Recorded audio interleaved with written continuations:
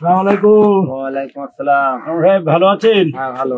ভালো আছেন? হ্যাঁ ভালো। তাই দোকানের মাল ভাতির অবস্থা তো খুব খারাপ দেখতেছি, ব্যবসা বাণিজ্য কি হচ্ছে না নাকি? কি আর বলবো মাদ্দার সাহেব, ভারী সংসার তো, এই যে টানতে গেলে হাত খাট হয়ে যাচ্ছে, এই জন্য মালপাতি শর্ট হয়ে গেছে দোকানে। ব্যবসা করতে গেলে তো টাকার প্রয়োজন, যত টাকা খাটাবেন আপনি ব্যবসা ততই হবে। আপনি এমন ভাবে বলছেন যেন টাকা আপনি দেবেন। আরে দেবো, অবশ্যই দেবো। তুমি আমার কাছ থেকে 5 লাখ টাকা নাও, ব্যবসা করো, ব্যবসায় লাভ হবে, তাতে মাসে 30,000 করে টাকা আমার দিবা, তোমারও লাভ আমারও লাভ, কোনো ব্যাপারে। কিন্তু একটা শর্ত আছে, কিন্তু তোমার বাড়ির ওই যে বিটার দলিল ওইটা আমার কাছে দিতে হবে। আমার 5 লাখ টাকা তোমার কাছে থাকবে, তোমার দলিলটা আমার কাছে থাকবে। আপনি অমন কথা বলছেন, টাকা আমি নেবো না। আরে এইভাবে কি ব্যবসা করা যায়? দেখো, চিন্তা ভাবনা করি, সিদ্ধান্তটা তোমার, তুমি কি করবা না করবা। আর সুদের টাকা, লোনের টাকা টাকা এসবগুলো নিয়েই তো মানুষ ব্যবসা করে, এই করেই তো মানুষ উন্নতি করছে। তুমি এই জায়গায় ব্যবসা শিখি এভাবে পড়ি থাকবা, টাকার অভাবে ব্যবসা করবা না। দেখো, চিন্তা ভাবনা করি, আর এই সিদ্ধান্ত দেখি নে কি করবা না করবা। চাচা আসসালামু আলাইকুম। ওয়ালাইকুম আসসালাম। ভালো আছেন? হ্যাঁ ভালো। ভালো আছো? হ্যাঁ আছি। তা আমার ওই কিছু মাল লাগতো। কি কি মাল? চাল লাগবে 10 বস্তা, চিনি 3 বস্তা, আর আপনার হলো আর অন্য মাল সামানা নিবানে। ডাল লাগবে না 5 বস্তা। লাগবে কবে? লাগবে তো আপনার কালকে। দিতে পারবেন? দিতে পারবা না, কিন্তু বাবা বাকি দিতে পারবো না। কিন্তু আমার তো বাকি নিতে হবে না। বাবা বাকি দিতে পারবো, আমি কয়দিন পরে টাকা দিয়ে দিবা না। বাকি দিতে পারবো না, যদি নগদ হয় তাহলে আমি দিবা না। তাহলে তাহলে ওই পাশের দোকানেতে নিয়ে যাবো। তাহলে নিও, তাহলে নিয়ে গেলাম ওখান থেকে নিলাম। কিন্তু আচ্ছা আচ্ছা। ইস, কত বড় একটা পার্টি আসলো, তাও হাত ছড়া হয়ে গেল। তাহলে কি মাতবার সাহেব যে কথা বললো করতে হবে নাকি? আসসালামু আলাইকুম। ওয়ালাইকুম আসসালাম। আপনার কাছে যে 1 লক্ষ টাকা হাওলাত দিছিলাম, ওই টাকাটা দিয়ে দেন আমারে। ভাই এখন হোমসেকেল এসে টাকা চাইলে তো আমি টাকা দিতে পারবো না। আমার টাকা দিতে গেলে আমার সময় দিতে হবে। সময় বলতে আপনাকে 3 দিন সময় দেওয়া হবে, আর যদি না দিতে পারেন তাহলে উত্তর পাশে যে জমিটা আছে ওইটা আমারে লিখে দেবেন এক বিঘা। আসসালামু আলাইকুম। ভালো আছেন? কি খবর? কি গেছিলাম বেড়াতে। ব্যবসা বাণিজ্য যাচ্ছে ভালো? না মাদ্দার সাহেব, আমি আরো মনে করলাম কি যে আপনার সাথে দেখা করেন। ও, আমি জানতাম, আমি যে ছাতু খাওয়াই দিছি পানি তুমি খুঁজে নিবা, আমি জানি টোপ আমার কাজে লাগবেই। এখন কত টাকা লাগবে তাই বলো। আপনি যে কথাটা বলিলেন 5 লক্ষ টাকা, 5 লক্ষ টাকা আমার লাগবে। এখন শর্ত কিন্তু একটাই, টাকা 5 লাখ, মাসে 30,000। আর দলিলের কথা বলি না, ওটা কি মাথায় আছে? ওটাও কিন্তু লাগবে। নির্দিষ্ট টাইমে 2,000 টাকা ফেরত না দিতে পারো, আমি কিন্তু সোজা জমিতে দখলে চলে যাও। কোনো কথা হবে? তাই হবে। তা আপনি আমার 5 লাখ টাকা দেন। তা দিবানে, তুমি দলিলটা নিয়ে চলে আসি না আমার এই জায়গায়। আচ্ছা আচ্ছা, কবে আনবা, কখন?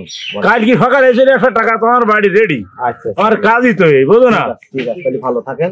তাহলে কালকে সকালে। আচ্ছা আচ্ছা, ঠিক আছে, তাহলে চলে আসি না। সুদের টাকা নিয়ে ব্যবসা বাণিজ্য কয়েকদিন খুব ভালো চলিল, এখন দিন দিন দেখতেছি আবার সেই যা তাই হয়ে গেল। কি বলো? ও তো ইকবাল তো আর আসবে না। কেন? তো ও তো 3 মাস বাকি, আর আমার তো 6 মাস বাকি, পয়সা তো দিলেন না। ও তাই ইকবাল আসবে না?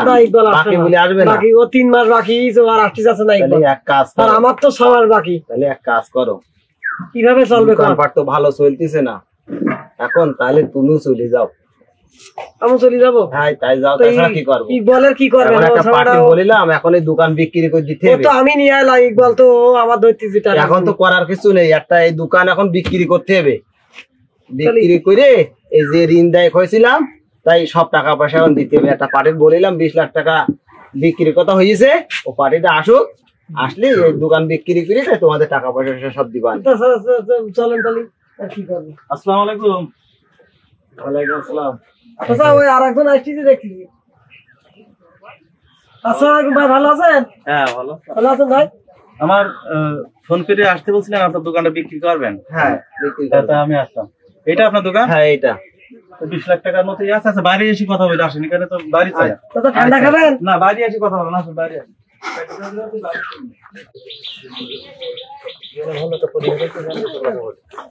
উকিলে বসেন। হ্যাঁ তারপরে আচ্ছা আপনার তো আমি কিছুদিন আগে আসছিলাম এই রোডে যখন যাই, আপনার ব্যবসা তো ভালোই চলছিল দেখলাম, তো আপনার হঠাৎ এই ধস নামলো, কি কারণ কি? বাবা আমি ওই মাদবা সাহেবের কাছ থেকে আচ্ছা 5 লক্ষ টাকা সুদে নিয়েছিলাম। সে কি আপনি একজন সুদে নিয়ে জানাশোনা মানুষ, কিছুদিন, নামাজ 5 পড়েন। দিন আমার দোকানটা খুব ভালো চলিল। আচ্ছা ভালো চলার পরে আস্তে আস্তে আস্তে দেখি ওই দোকানে সব ধস নেমে গেছে, মানে কোনো আমি বলি শোনেন। নষ্ট হয়ে শেষ। আমাদের রাসূল সাল্লাল্লাহু আলাইহি ওয়াসাল্লাম বলেছেন সুদ দাতা, গ্রহীতা এবং স্বাক্ষরকারী মানে মধ্যস্থতায় 3 জনই সমান অপরাধী। আর আল্লাহ কি করেছেন? সুদকে হারাম করেছেন আর ব্যবসাকে হালাল করেছেন। তা আপনি একটা মস্ত বড় ভুল করেছেন এই সুদের টাকাটা নিয়ে। সুদের টাকা আপনার নিতে হতো না। বাবা আপনার মনে কে ফোন দিচ্ছে, আপনি একটু ফোনে কথা বলেন, নাহলে ফোনটা কেটে সুইচ অফ করে দেন। আমি ব্যস্ত মানুষ তো, ফোনটা সুইচ অফ করে দেন। মারাত্মক ভুলে গেছে আপনার সুদের টাকা নিয়ে, বুঝলেন? সুদের টাকা নিতে কারণ সুদ কোনোভাবেই নেওয়া যাবে না। আল্লাহ তাআলা কি বলেছেন? তোমাদের মধ্যে যে ব্যক্তি সুদে জড়িয়ে আছে সেজন্য সুদের টাকাগুলো ছেড়ে দেয়। আর রাসূল সাল্লাল্লাহু আলাইহি ওয়াসাল্লাম বলেছেন আমাদের সুদের 70টি কিন্তু স্তর আছে গুনাহ। এর ভিতরে সব থেকে ছোট যে গুনাহ সেটা হলো মায়ের সাথে জিনা করা, আর বড় গুনাহ হলো আল্লাহর সাথে যুদ্ধ করা। তাহলে আমরা জেনে শুনি কখনো কি সুদের সাথে জড়ানো যাবে না, আপনি যদি সুদের টাকা না নিয়ে যেভাবে চলছিলেন সৎ পথে হালাল হয়ে থাকেন, আল্লাহ কিন্তু আপনার একদিকে নিয়ে যেতেন। খুব ভালো কথা বলেছেন এখন চাচা। আপনি একটা ঠান্ডা খান চাচা। আমি ঠান্ডা খাই না, রাখো ঠান্ডা খাই না, রাখো কেন? তোমাদের দোকান এখন আর নেই, দোকান বিক্রি হয়ে গেছে। 20 লক্ষ টাকা বিক্রি। আর এই যে ছেলেটা কর্মচারী ছিল সম্ভবত, আর একটা ছেলে আমি শুনেছি এখন 20 লাখ টাকা দিয়ে আপনি যে 5 লাখ টাকাতে 20 লাখ টাকা কিন্তু জড়িয়ে গেছেন, এটা হিসাব করেছেন? হ্যাঁ সেজন্য আর সুদে। আর এই ছেলেটা এমনি কি সৎ আছে? হ্যাঁ 17 ছেলেটা খুব ভালো। তাহলে যেহেতু তাহলে ওর আমি দোকানে রেখে দিবানে, আমার চেক আমি নিয়ে আসছি, আপনি কালকে ব্যাংকে নিয়ে নেবেন আর কাগজপত্র দিয়ে পরের দিন তাহলে কিন্তু দোকানে আমি আচ্ছা করে যাবো। ঠিক আছে, তাহলে ভালো থাকেন।